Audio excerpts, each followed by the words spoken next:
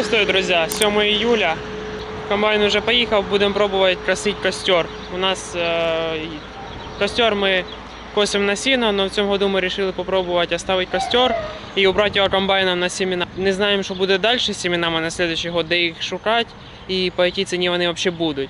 Нічого ми ще не обирали, це у нас перший виїзд комбайном. Ми поїдемо, оберемо костер, а потім вже будемо пробувати ячмінь обирати. Після ячменя вже будемо ставити ізмельчитель на комбайн і будемо обирати озиму пшеницю. Костра у нас тут небагато, ми його завжди косили на сіно, а тут в цьому году ми його ні разу ще не косили, і ми його вирішили оставити на семена, скосити його комбайном, зерновою жаткою і все. Будемо косити десь наполовину, а потім ще його скосимо і затюкуємо його, якраз і на сіно.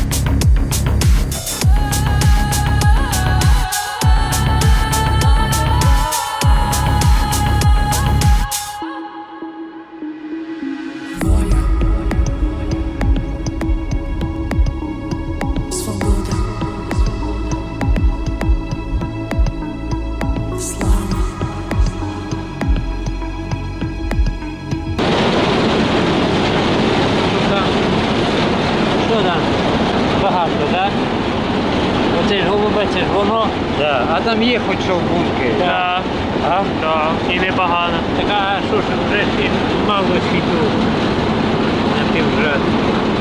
Це може не годне, а та чого, поїхали. То просто зараз в бункері його зрівняти, яке зараз і яке в бункері. Там є що за вентилятором, самим барабаном видуває. Воно легке. А зачем ти волка розкидаєш? Та тут куча. Що там, нормально в бункері? Ну, де-то може, та нормально, пойдет. Ну, тільки ж теж і мусора багато, ну теж таке. Ну його сушити треба. Надо. А зараз ти його вигрузи на такому вітрі, воно зараз його правіє і здує. Ні, ми його вичерпали. Ні, воно хорошо в тому, що його скосить на семена і ще буде сіно. Воно висохне, затюкувати валки і буде.